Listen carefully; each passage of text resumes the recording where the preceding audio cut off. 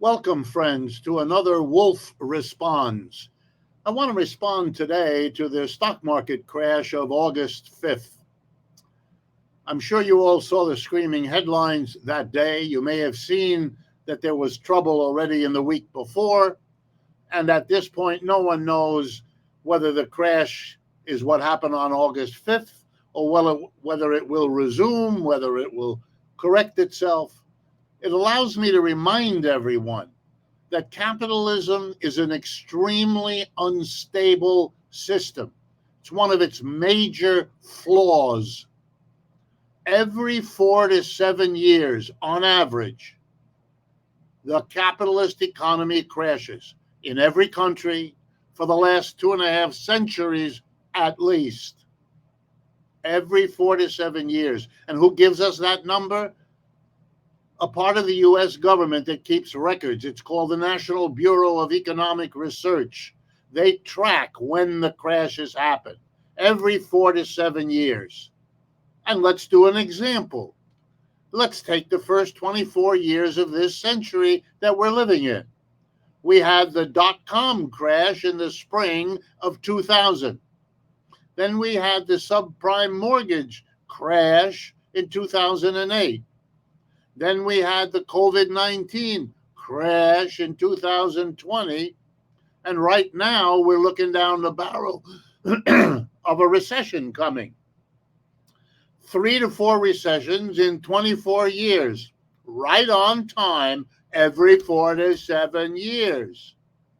If you lived with a roommate as unstable as capitalism, you would have moved out long ago.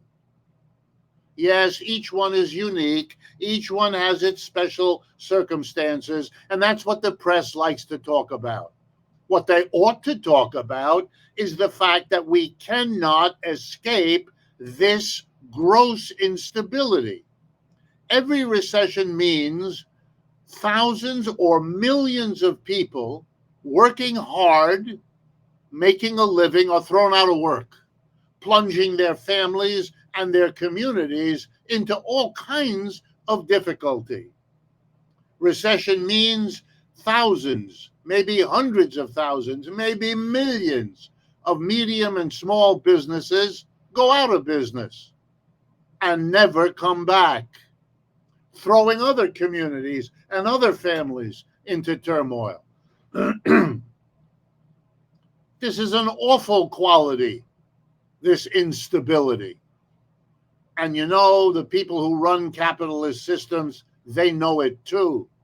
That's why they've been trying throughout the history of capitalism to do something about these instabilities, to stop these recurring cycles. They like the word cycle because it's not as scary as the word crash or crisis or meltdown or any of the many words we use to describe something that plagues us so many times in each person's lifetime. It's remarkable how bad this is and how we have failed to find a solution.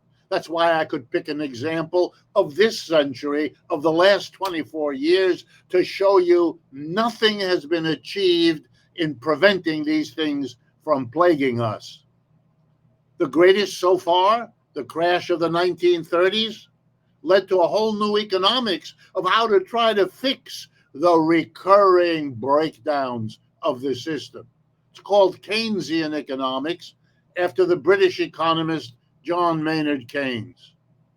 But despite all that he figured out, and he was a great thinker and writer and politician in Britain, we still don't have a solution. So the logical thing is, if you can't fix it, maybe you ought to replace it. Maybe what we ought to look for is an economic system that doesn't bring with it these cycles, these every few years, either an inflation or a recession, or worse, a recession that is the way we get rid of an inflation, and an inflation is how we get rid or overcome the recession. It's pathetic that we don't dare as a nation to say, hey, Maybe we can do better than capitalism with its instability that hurts so many people so many times, year in and year out, and for which many smart people tried and failed to find a repair. Let's replace. It really isn't that different from that moment you have with the repair person who comes to fix your refrigerator after it breaks down for the umpteenth time. The sad eyes of that repair person saying to you, look, yeah, I can fix it a bit. It'll hobble along, but in a few weeks, you'll call me up. You'll bring me out here. That's another couple $100 for sure.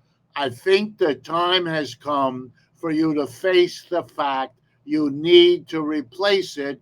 Otherwise, you're throwing money away, which I can see you don't need and you don't want. We're in the same situation. We can do better than capitalism, and we can start by organizing our economy so we don't allow instability to oppress us the way it does now.